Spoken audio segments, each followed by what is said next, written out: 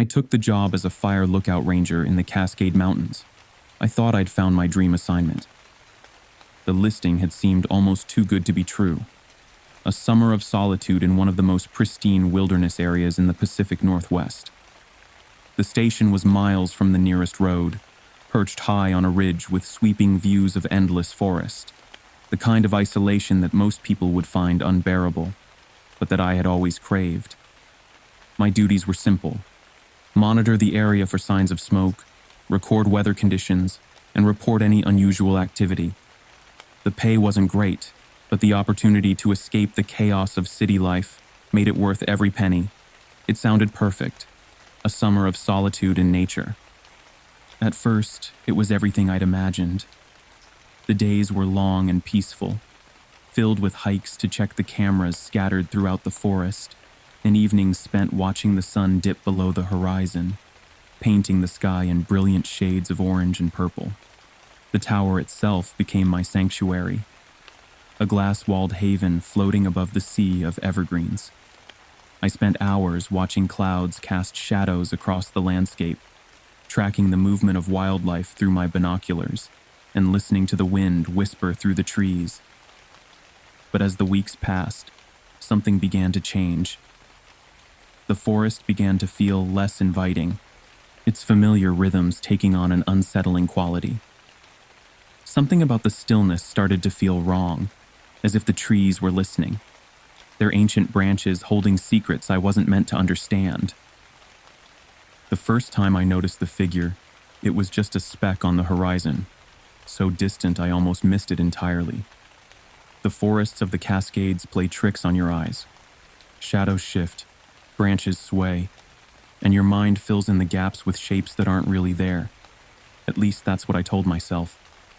It was a quiet evening, the kind where the air feels heavy with anticipation, and I was reviewing footage from one of the trail cameras located about a mile from the tower. The camera was positioned to monitor a popular hiking route. Though this far into the season, there were few visitors brave enough to venture this deep into the wilderness.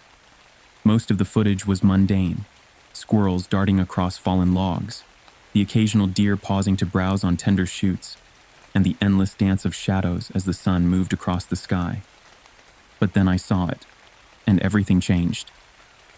In one clip, taken at dusk when the light was failing and the forest was preparing for night, a tall figure stood at the edge of the frame.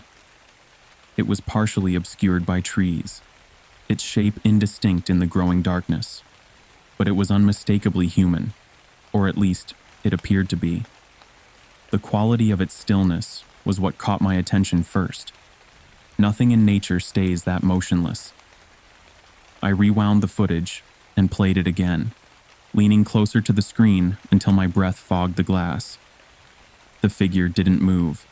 It just stood there, as rigid as the trees around it, a dark smudge against the gathering gloom. Odd, but not alarming, I tried to convince myself. Maybe a hiker had wandered off trail, though I couldn't remember the last time I'd logged any visitor activity in that area. I made a note to check the area the next day, trying to ignore the way my hand trembled slightly as I wrote. The trail to the camera was overgrown, summer growth reaching across the path like grasping fingers. The morning air was thick with moisture, and spiderwebs sparkled with dew between the branches. I knew the route well. It was part of my daily routine. But something about it felt different that morning. The familiar landmarks seemed somehow altered, as if they had shifted slightly in the night. When I reached the spot where the figure had been, there was no sign of anyone. No footprints in the soft earth, no broken branches, no disturbance in the thick carpet of pine needles. The forest was eerily quiet, the kind of silence that presses against your ears like cotton wool, drowning out even the sound of your own breathing. I checked the camera with trembling fingers, my movements clumsy with growing unease. The device seemed colder than it should have been, though the morning was warm. As I swapped out the memory card, a branch snapped somewhere in the forest behind me. I spun around, heart racing, but saw only trees, their branches swaying slightly in a breeze I couldn't feel. As I turned to leave, I had the unsettling feeling of being watched. as if countless invisible eyes were tracking my every movement. I scanned the trees but saw nothing except shadows and leaves. Still, I quickened my pace back to the tower, my footsteps seeming unnaturally loud in the oppressive silence. That night, I reviewed the new footage with a sense of growing dread. The figure was there again, closer this time, its presence more defined. It stood in the middle of the trail, facing the camera directly, its form somehow wrong in ways I couldn't quite define. My skin prickled as I realized there were no tracks leading to or from its position, though the ground there was soft enough to record even the lightest footprint. The timestamp showed it had appeared just minutes after I'd left. The next few nights, the figure appeared in every recording, its presence becoming a terrible certainty. Each time it was closer to the tower, its movements following some inexorable pattern I couldn't comprehend. Once, it stood at the edge of the clearing, its silhouette barely visible in the fading light, a darkness deeper than the shadows around it. Another time, it was in the middle of the clearing, perfectly still, as if it had grown up from the earth, like some twisted tree. I started locking the door at night, something I'd never bothered with before. The solid click of the deadbolt became a ritual, though some part of me knew it was futile. Whatever this thing was, it wasn't bound by normal laws of physics or reality. I told myself it was just a precaution, but the truth was, I was scared in a way I'd never experienced before. The fear was primitive, bypassing all rational thought and striking directly at the ancient part of my brain that remembered what it was like to be prey. One night, as I was finishing my log, my hands shaking so badly I could barely write, the radio crackled to life. The sudden noise made me jump, sending my pen skittering across the desk. It was the dispatcher, their voice distorted by static, but recognizably human, checking in on my status. I hesitated before responding, debating whether to mention the figure. In the end, I decided against it. What would I even say? That I was being stalked by a shadow that defied natural law? That something impossible was hunting me? They'd think I was having a psychological break, and maybe I was. The next morning dawned gray and cold, despite the summer season. As I descended the tower steps for my morning check, my boots heavy on the metal grating, I found tracks around the base of the tower. They were faint, just impressions in the dirt, but they made my blood run cold. They were too large to be human, the stride impossibly long, and the toes ended in claw-like points that had left deep gouges in the earth. Whatever had made them had circled the tower repeatedly during the night, like a shark circling its prey. I called the dispatcher immediately, my voice shaking as I reported the tracks as evidence of a bear in the area. Even as I spoke the lie, I knew it was foolish. No bear moved like this. No natural creature left marks like these. They advised me to remain cautious and assured me they would send someone out to investigate. But days passed, and no one came. The radio calls became increasingly distorted, the dispatcher's voice sometimes breaking up entirely, replaced by strange, low frequencies that made my teeth ache. Meanwhile, the figure kept appearing, its presence becoming more bold, more insistent. It didn't move like an animal. It didn't move at all, until it did, and then its movements were wrong in ways that defied description. One night, I woke to a soft tapping on the tower's glass, a gentle, almost polite sound that was somehow worse than any violent noise could have been. My heart pounded as I grabbed my flashlight, its beam seeming weak and ineffective against the darkness. When I shone it into the night, there was nothing there. The forest below was still and empty, but I could feel the weight of an unseen presence, watching, waiting. But the camera footage told a different story, one that made me wish I'd never taken this job, never set foot in these mountains. By now, the figure was no longer confined to the edges of the frame, no longer content to lurk in the shadows. It stood directly beneath the tower, its head tilted up at an impossible angle, looking directly into the camera. Its features were still indistinct, but there was something fundamentally wrong about its proportions. Too tall, its limbs too long, and jointed in ways that human limbs shouldn't bend. And its face, there was no face. Just a blank, pale surface where features should have been, like a canvas waiting to be painted, or a mask that had never been finished. I couldn't take it anymore. The isolation that had once seemed so appealing now felt like a trap, the tower a cage suspended above an abyss. I decided to hike down to the base of the mountain and drive to the ranger station for help, though the thought of traversing the dark forest filled me with terror. But as I packed my bag, throwing supplies into it with shaking hands, I realized something chilling. The figure had only ever appeared on nights when I was alone. If I left the tower, would it follow me through the wilderness? Or was it waiting for exactly that? Waiting for me to leave the relative safety of my glass cage? That night, I stayed awake, watching the cameras with burning eyes, jumping at every creak of metal and whisper of wind. Around midnight, when the moon was high and the forest seemed to hold its breath, the figure appeared. This time, it moved. It walked slowly around the base of the tower, its movements deliberate and almost mechanical, like a wind-up toy following its predetermined path. My breath caught in my throat as it tilted its head upward, as if it could see me through the lens, through the walls, through my skin, to the terror beneath. Then it spoke. The sound wasn't human. It wasn't animal either. It was a low, guttural noise, almost like the groaning of trees in the wind, but with an intelligence behind it that made my skin crawl. I couldn't understand the words, if they were words at all, but the tone was unmistakable. It was calling to me. The sound seemed to bypass my ears entirely, resonating directly in my bones, making my teeth vibrate and my vision blur. The next morning, after a sleepless night spent huddled in the corner furthest from the windows, I found fresh evidence of its visit. There were scratches on the tower's supports, deep parallel gouges that hadn't been there before, stretching up toward my perch like reaching fingers. The metal was scored deeply, as if whatever had made the marks was strong enough to treat steel like paper. The ground was littered with broken branches and tufts of moss, as if something large had been circling the tower all night, wearing a path into the earth. Desperate, my hands shaking so badly I could barely operate the radio, I called the dispatcher again, insisting they send someone immediately. The static was worse than ever, but through the interference, they promised a team would arrive within the day. I wasn't sure I could wait that long.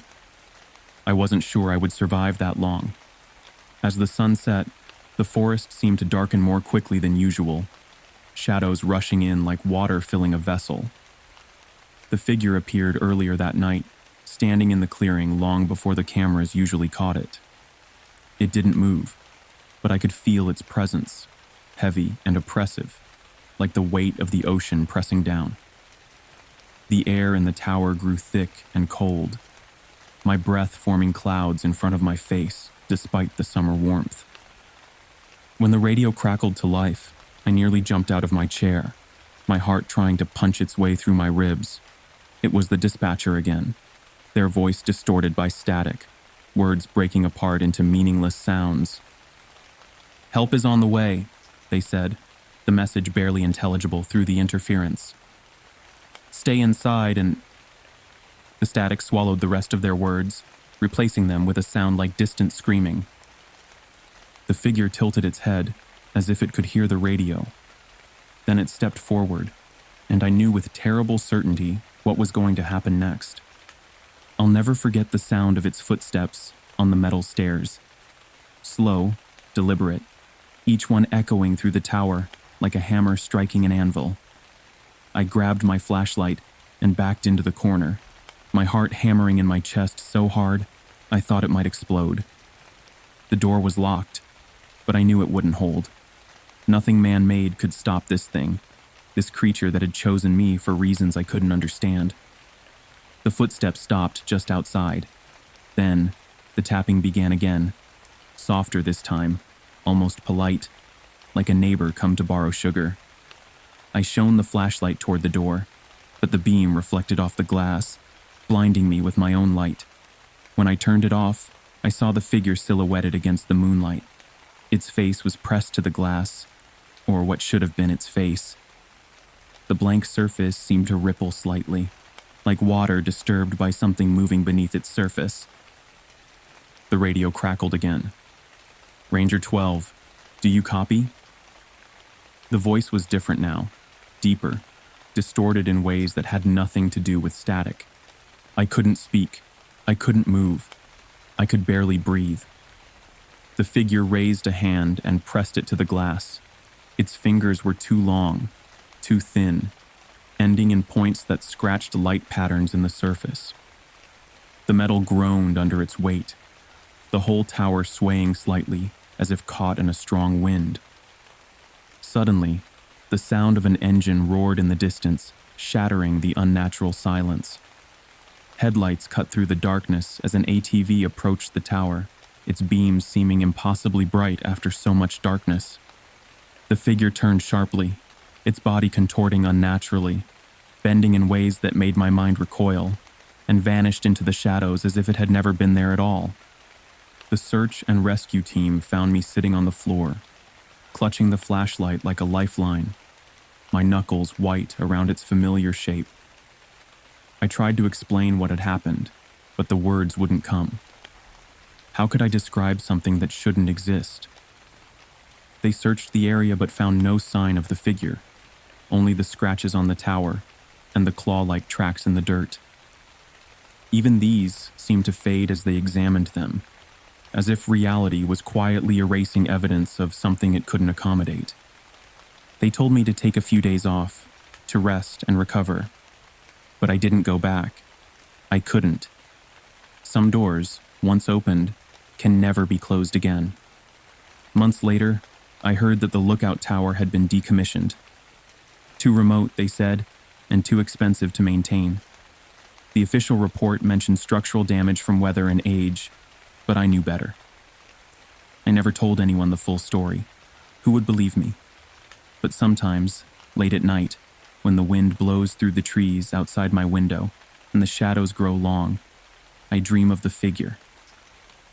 It's always standing at the edge of the clearing, staring up at me with its featureless face, waiting with a patience that only immortal things can possess. And I know it's still out there, waiting, not just for me, but for the next person who thinks they've found their dream job, their perfect escape. Because some parts of the wilderness don't want to be watched. Some places should be left alone, and some silences should never be broken. I've worked as a ranger in the Everglades for nearly 5 years, patrolling the vast network of waterways and marshlands that make up this ancient ecosystem. In that time, I've seen my share of strange things. Crocodiles in places they shouldn't be, surfacing like prehistoric monsters in the murky waters of inland pools. Abandoned boats left far from any water, their hulls rotting into the earth as if they'd been dropped from the sky. And once, an enormous python that took 3 of us to haul out of a mangrove, its scales gleaming like wet obsidian in the Florida sun. But nothing, not the unexplained disappearances, not the eerie calm before storms, not even the legendary skunk ape sightings. Nothing prepared me for what I encountered on Blackwater Trail. Blackwater Trail was one of the oldest paths in the park, a narrow route winding through dense mangroves and knee-deep marshes that seemed to breathe with ancient secrets. The trail had been marked on maps dating back to the early 1900s, though local legends spoke of it being much older. It had been closed for years, overgrown and forgotten, nature slowly reclaiming what had once been a popular hiking path. The official records cited structural concerns and wildlife protection, but there were whispers among the older rangers about other reasons.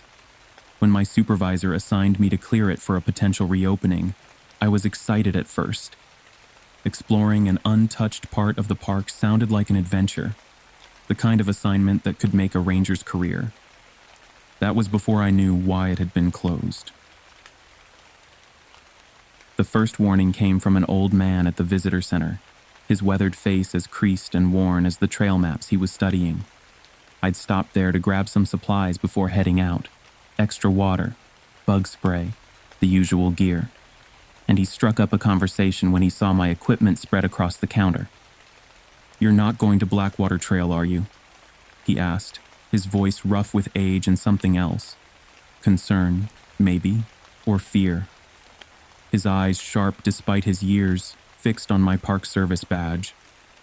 "I am," I said, trying to sound upbeat, professional. "It's part of the job. We're evaluating it for reopening." He shook his head slowly, deliberately, his face shadowed by a wide-brimmed hat that had seen better days. The gesture reminded me of how my grandfather used to shake his head when I was about to make a mistake. "Bad place," he said, leaning closer. "Should stay closed. People hear things out there, things that ain't right." "Hear what?" I asked, half smiling, though something in his tone made my skin prickle. "Voices," he said simply, his gnarled fingers gripping the counter's edge. "The kind that ain't human. The kind that shouldn't exist in this world." He paused, watching my reaction. "They get in your head, you see. And once they're in, they don't leave." I chuckled nervously and thanked him for the advice, but his words stuck with me as I drove to the trailhead, echoing in my mind like a half-remembered nightmare.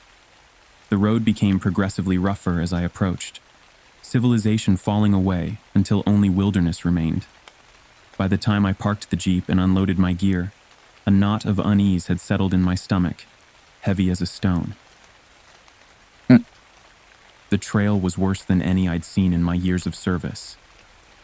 Thick roots crisscrossed the path like grasping fingers, and branches hung low, creating a tunnel of green that seemed to swallow all light.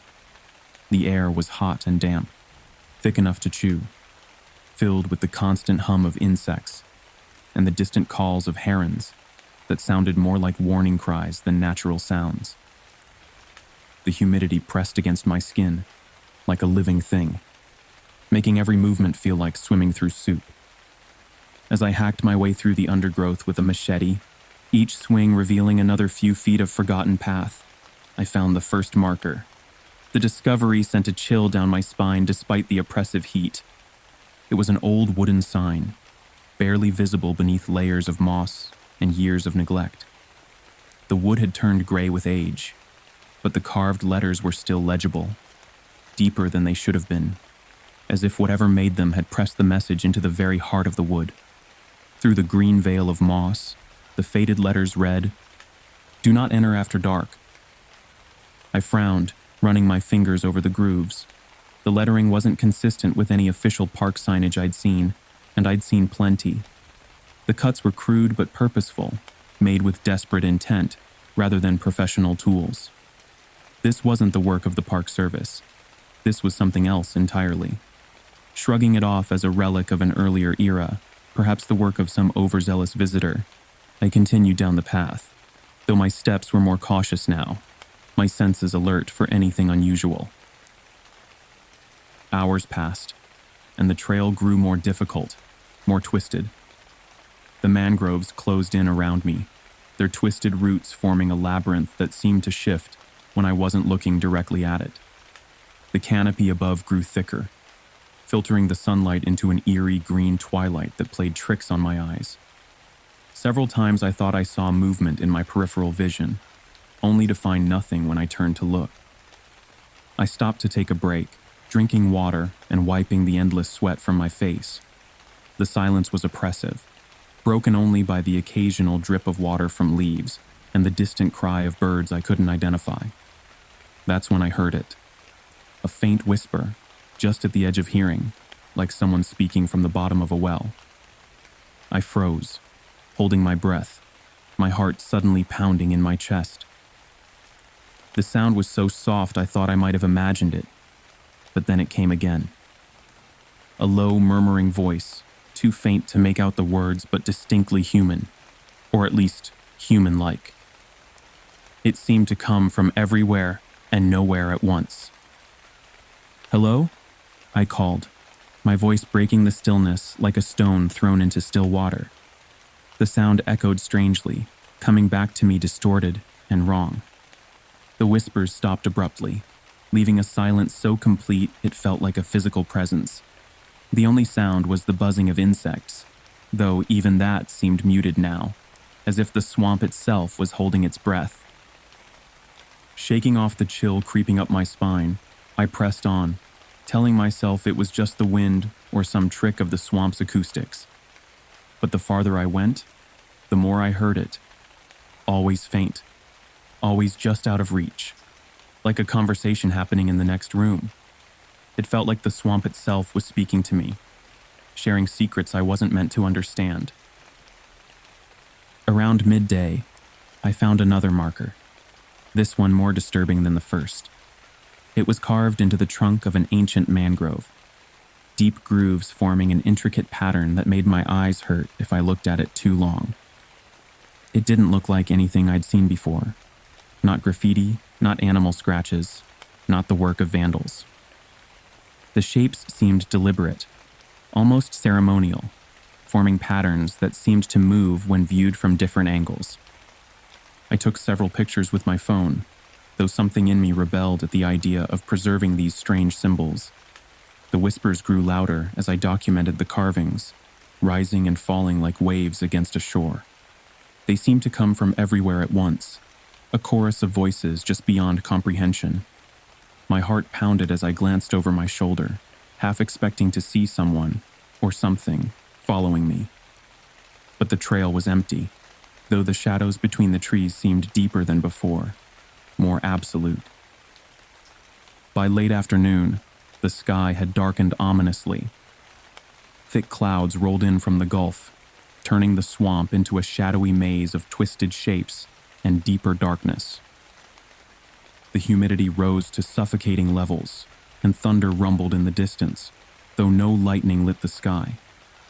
I debated heading back, but I was too far in, and something told me that retreat wasn't an option anymore. The trail looped ahead, and I figured I could finish clearing it before nightfall, though my confidence in that assessment was fading with the light. That's when I found the clearing, and everything changed. It was a small circular patch of dry ground, surrounded by towering mangroves, whose branches seemed to bend inward, creating a natural dome overhead. The trees here were different, older, their bark blackened as if by fire, though no fire had been recorded in this part of the park for decades. At the clearing's center stood a weathered stone, its surface covered in the same patterns I'd seen carved into the tree, though these were deeper, more intricate, and seemed to catch what little light remained in ways that defied physics. Around the stone were small objects that made my skin crawl, rusted coins from countries that no longer existed, glass beads that seemed to glow from within, and what looked like animal bones, arranged in patterns that suggested meaning, but defied understanding. Some of the bones were too large to belong to any animal I knew lived in the swamp. I stepped closer, my curiosity outweighing my mounting fear. As I examined the stone, the whispers grew louder, almost urgent now, like dozens of voices trying to tell me something vital all at once. The air felt heavy, pressing against my chest with physical force. Against every instinct screaming at me to run, I reached out to touch the stone. The moment my fingers brushed its surface, warm and alive despite the gathering gloom, the whispers stopped. The silence was deafening, absolute, like being struck deaf. Even the insects had gone quiet. I didn't realize how dark it had gotten until I turned away from the stone. The mangroves loomed like ancient sentinels, their gnarled roots casting long shadows that seemed to move of their own accord. I fumbled for my flashlight with trembling hands, the beam cutting through the gloom like a knife. That's when I saw them. Figures stood among the trees, barely visible in the dim light, but unmistakably present. Their shapes were human but wrong, too tall, too thin, their limbs elongated like shadows stretched by a setting sun. They didn't move, didn't breathe, but I could feel their eyes on me, unblinking and cold as the spaces between stars. The beam of my flashlight seemed to pass through them, casting no shadows, reflecting no light. I stumbled back, nearly tripping over the roots that suddenly seemed more like grasping hands than tree parts. "Who's there?" I shouted, my voice shaking, sounding small and insignificant in the vastness of the swamp. The figures didn't respond. They just watched, their presence an almost physical weight against my mind. The whispers started again, but they were different now. Hungry, insistent, filled with meaning I couldn't grasp but felt in my bones. I turned and ran, the flashlight bouncing wildly in my hand, its beam creating a strobing effect that made the shadows dance and leap. The trail seemed different now, twisted and unfamiliar, branching in ways I didn't remember. The whispers had returned in force, louder and more insistent than ever. They seemed to come from everywhere: the ground, the trees, the water itself, a cacophony of voices speaking in languages that had never been meant for human ears. When I finally reached the Jeep, I threw my gear into the back and peeled out, tires spinning in the mud before finding purchase. I didn't dare look back, though the rearview mirror showed only darkness deeper than any night should be. The whispers followed me all the way to the main road, fading only when the swamp was far behind and the lights of civilization began to appear through the trees. Back at the station, I tried to act normal, to maintain some semblance of professional composure. I reported the condition of the trail, but said nothing about the whispers or the figures. Who would believe me? Instead, I filed my photos and notes, determined to put the experience behind me, to file it away with all the other unexplained things I'd seen in my years of service. But the swamp didn't let me go. It had marked me somehow, claimed me in ways I was only beginning to understand. That night, I woke to the sound of whispers outside my window, the same voices I'd heard on the trail, now following me home. They were faint but unmistakable, rising and falling like a tide, speaking words that seemed just on the edge of comprehension. When I looked outside, the yard was empty, but the feeling of being watched was overwhelming. The shadows seemed deeper than they should have been, and in them, I thought I saw movement, tall, thin shapes that vanished when I tried to focus on them. The next day, driven by a desperation I couldn't quite explain, I visited a local elder, an old woman named Marjorie, who had lived near the park her whole life. Her small house smelled of herbs and old books, and her eyes held a wisdom that spoke of things learned the hard way. I showed her the pictures of the carvings and told her what I'd heard, what I'd seen. Her face grew pale as she examined the images, her hands trembling slightly as she traced the patterns with a weathered finger. "That trail crosses sacred ground," she said, her voice barely above a whisper. "The stone is a marker, a boundary between what should be and what shouldn't. You shouldn't have touched it. Some barriers aren't meant to be crossed." "A boundary for what?" I asked, dread curling in my stomach like a living thing.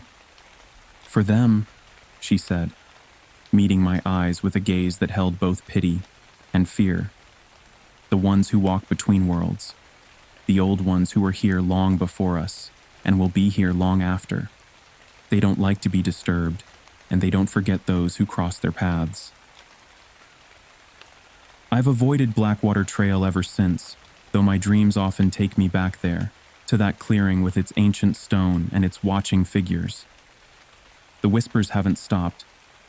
They follow me everywhere now, faint but constant, a reminder of boundaries crossed and warnings ignored. Sometimes I catch glimpses of the figures in my peripheral vision, standing just at the edge of the light, watching, waiting. Their patience is infinite, and I know they're getting closer. The swamp doesn't forget, and it doesn't forgive. If you ever find yourself on Blackwater Trail, heed the warnings. Look away from the carvings, ignore the whispers, and whatever you do, don't touch the stone. Some paths are meant to stay closed. Some boundaries are meant to remain uncrossed, and some secrets are better left buried in the dark heart of the swamp. But if you do venture there, and if you hear whispers calling your name from the shadows between the trees, run. Run as fast and as far as you can, and pray they haven't already marked you as their own. Because once they notice you, once they claim you, there's no going back. The whispers will follow you forever, growing louder with each passing night, until, well, I'll let you know when I find out. They're getting closer now, you see, and the whispers are starting to make sense. Trail 17 wasn't on the park's official maps anymore. It had been systematically erased after a series of unexplained accidents and disappearances, methodically removed from every brochure and ranger guide until it existed only in whispered stories and faded memories.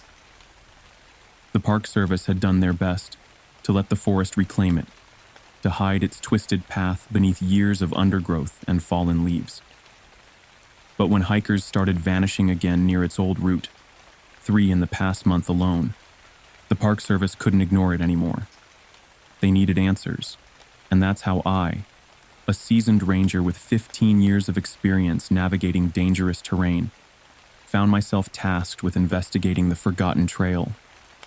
The assignment felt ominous from the moment the chief ranger handed me the weathered file.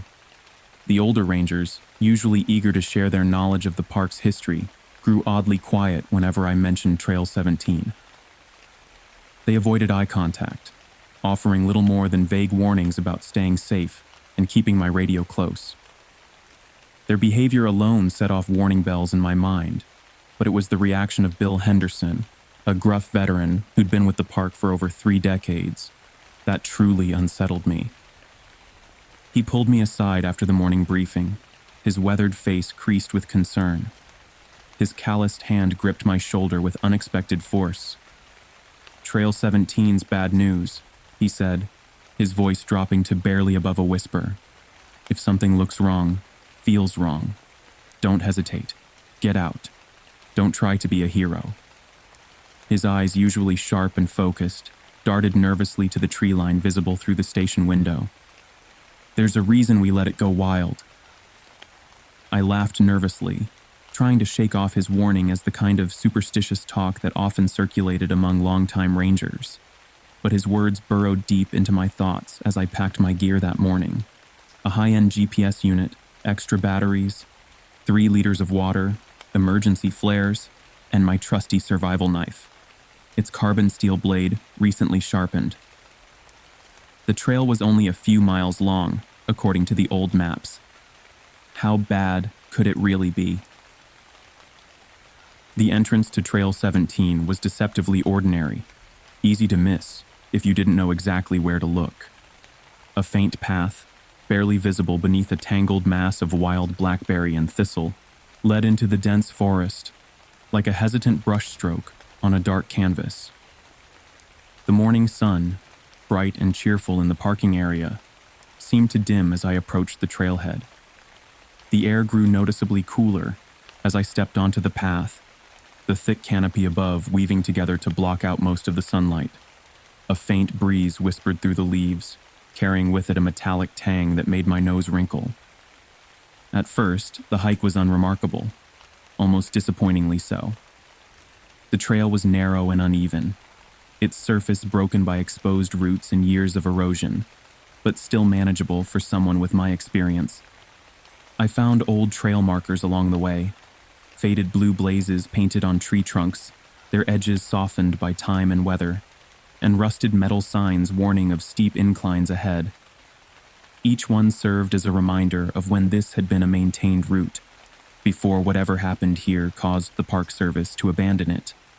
About half a mile in, I noticed the first real oddity: a set of claw marks gouged deep into a massive oak trunk.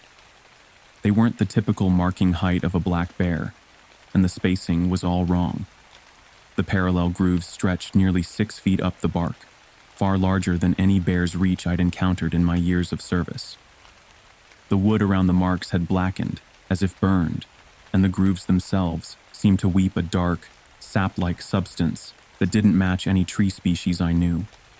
My instincts screamed at me to turn back, but I reminded myself why I was here. People were missing, and answers lay ahead. I photographed the marks, noted their GPS coordinates in my logbook, and pressed deeper into the forest's embrace. The deeper I ventured, the more the trail's true nature revealed itself. The canopy above transformed into an unsettling artwork of tangled branches, forming patterns that defied natural growth. They reminded me of massive spiderwebs, but spun by something that understood geometry in ways that made my head hurt to contemplate. The shadows they cast on the trail seemed to move independently of the wind, creating shapes that disappeared when looked at directly. Scattered along the path were the silent testimonies of those who'd come before. A torn backpack, its material shredded by something with tremendous force, still containing a half-eaten granola bar and a family photo. A single hiking boot, the leather punctured by what looked like teeth marks, but in a pattern no animal I knew could make. A dented canteen that bore the distinct impression of a bite that had nearly folded the metal in half. Each item told a story I wasn't sure I wanted to understand. I keyed my radio, determined to report my findings to the station. The signal, which should have been strong given my relatively short distance from the tower, came through weak and distorted. Static crackled through every third word, and an odd, low humming seemed to underlie the transmission. Found evidence of recent activity, I managed to say before the connection dissolved completely into white noise. The humming continued even after I switched the radio off. Roughly 2 miles into my hike, the forest underwent a transformation that sent chills down my spine.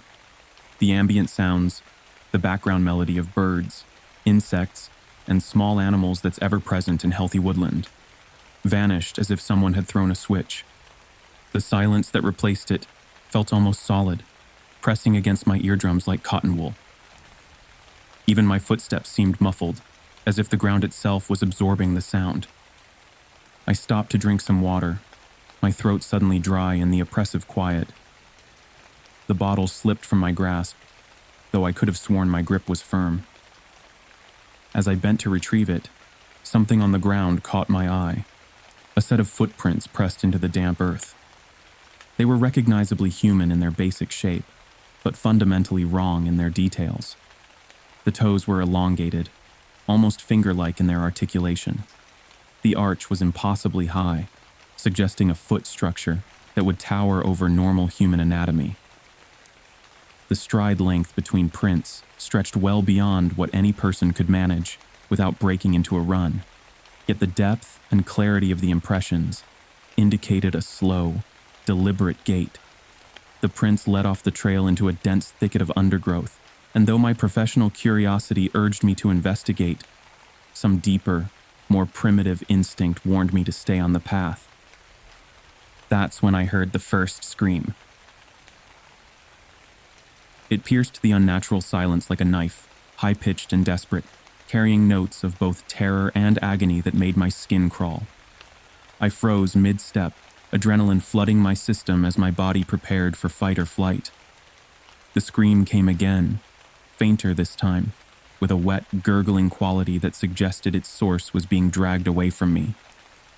Against every survival instinct I possessed, I jogged forward, drawn by both my duty as a ranger and a morbid need to understand. The trail opened into a small clearing that felt wrong in ways I struggled to articulate. The trees surrounding it leaned inward at impossible angles, their trunks twisted as if they'd grown to deliberately create this space. At the center stood a pile of stones arranged in a crude circle, each rock positioned with unsettling precision. More claw marks, fresh enough that particles of dirt still fell from their edges, scarred the ground in a spiral pattern around the stone circle, as if something massive had been circling it in an ever-tightening path. The air hung heavy, with the sweet, sour smell of decay, reminiscent of meat left too long in the sun. I crouched to examine the stones, noting how they seemed almost purposefully placed. Each one was slick with a coating of phosphorescent moss I'd never encountered before, and they felt unnaturally cold to the touch, as if they were actively drawing heat from my fingers. As I stood to photograph the formation, movement flickered in my peripheral vision. something dark and angular, darting between the trees, too fast and too tall to be human. When I spun to track it, I caught only the suggestion of movement, like a shadow detaching itself from the deeper darkness between the trees. Time began to lose meaning as the day wore on. The shadows lengthened at a rate that didn't match my watch, which had started running backward at some point without my noticing.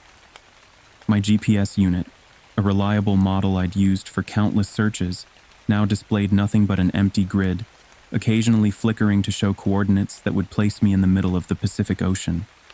The compass on my wrist spun uselessly, as if multiple magnetic north poles were competing for its attention. When I tried the radio again, the static had evolved into something that almost sounded like words spoken in reverse. I made the decision to turn back, using my training to retrace my steps toward the trailhead. But with each step, the landscape seemed to shift and change around me. Trees I didn't recognize loomed overhead, their bark patterns forming faces that seemed to watch my progress. The path, which had been relatively clear earlier, now bristled with thick, ropey vines that writhed ever so slightly when they touched my boots. Several times I passed the same distinctive log, despite walking in what I knew should have been a straight line. The forest itself felt malevolently alive, its features subtly rearranging themselves each time I looked away, as if herding me deeper into its depths. Night fell with unnatural speed, the last rays of sunlight swallowed by the dense canopy as if they'd never existed. I switched on my flashlight, its beam seeming weak and hesitant as it cut through the darkness. The metallic smell that had been present since the trailhead grew overwhelming, and I finally recognized it for what it was. Not rust or mineral deposits, but blood. Fresh blood, mixed with something older and more corrupt. I stumbled into another clearing, this one larger than the first, and my flashlight beam revealed a grotesque display. Bones littered the ground in carefully arranged patterns, forming symbols that hurt my eyes to look at directly. Some were clearly animal remains, deer, coyotes, bears, but others were unmistakably human. Skulls grinned up at me from the leaf litter, many bearing odd protuberances and deformations that suggested their owners hadn't been entirely human when they died. My stomach churned as I backed away, nearly tripping over what looked like a spinal column that had been twisted into a spiral. That's when I saw it. A figure stood at the edge of the clearing, half hidden by shadows that seemed to cling to it like a living cloak. It was impossibly tall, its limbs elongated and jointed in ways that defied anatomy. Its skin, visible in patches where the shadows parted, was a pale, mottled gray that seemed to pulse with its own inner light. But it was the creature's face that nearly stopped my heart. Where features should have been, there was instead a complex arrangement of angles and planes that shifted and rearranged themselves like a living geometric puzzle.